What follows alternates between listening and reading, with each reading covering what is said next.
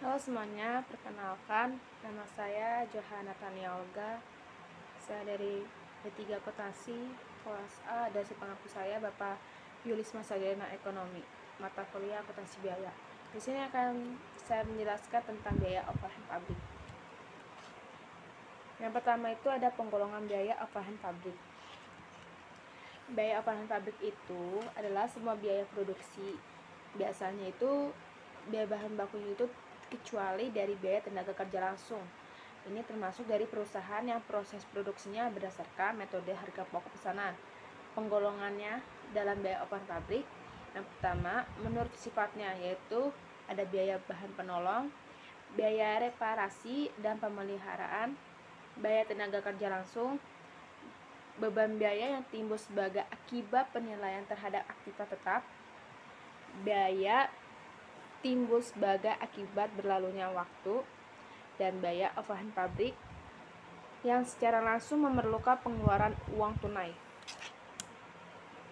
Yang kedua ada menurut perilakunya adalah hubungan dengan perubahan volume kegiatan. Terdiri dari biaya overhead pabrik tetap, pabrik variabel, dan pabrik semi variabel. Yang ketiga ada biaya hubungan dengan apartemen. Terdiri dari biaya overhead pabrik langsung departemen dan biaya overhead pabrik tidak langsung departemen. Yang kedua ada penentuan tarif biaya overhead pabrik. Alasan pembebanan biaya overhead pabrik itu kepada produk atas dasar tarif yang ditentukan di muka. Yang pertama itu ada pembebanan BOP. Atas dasar biaya sesungguhnya terjadi seringkali mengakibatkan berubah-berubahnya harga pokok satuan produk yang dihasilkan dari bulan ke bulan dan satu ke bulan yang lain.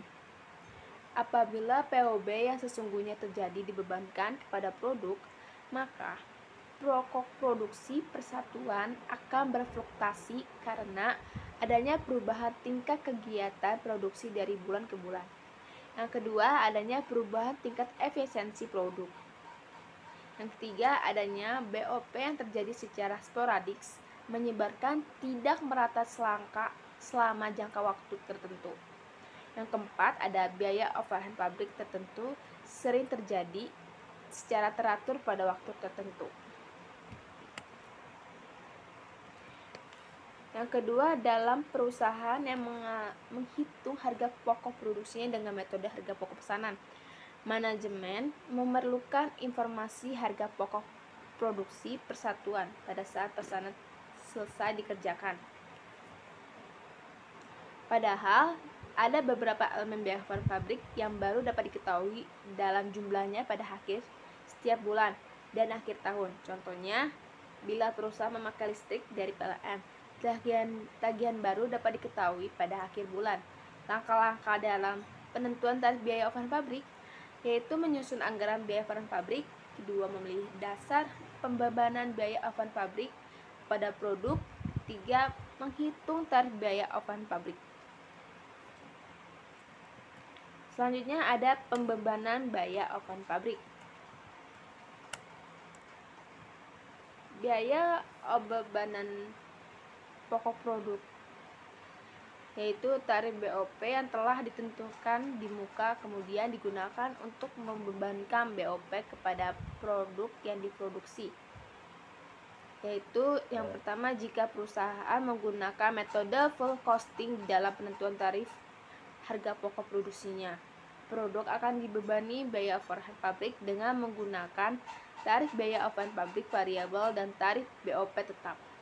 Yang kedua, adanya jika perusahaan menggunakan metode variable costing di dalam penentuan harga pokok produksinya, maka produk akan dibebani biaya overhead pabrik dengan menggunakan tarif biaya overhead pabrik variabel.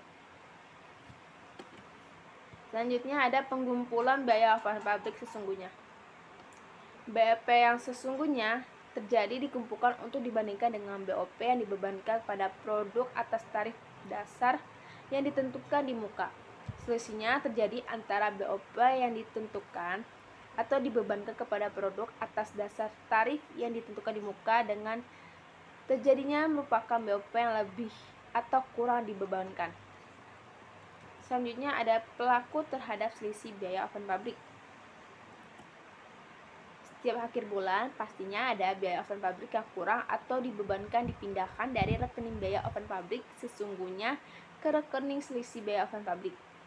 Lalu, rekening tersebut dicantumkan dalam neraca sebagai beban yang ditangguhkan atau disebut dengan deference tax atau deference credit. Hal ini dilakukan dengan alasan bahwa selisih biaya oven pabrik yang terjadi dalam bulan tertentu akan dengan selisih biaya oven pabrik pada bulan berikutnya. Thank you.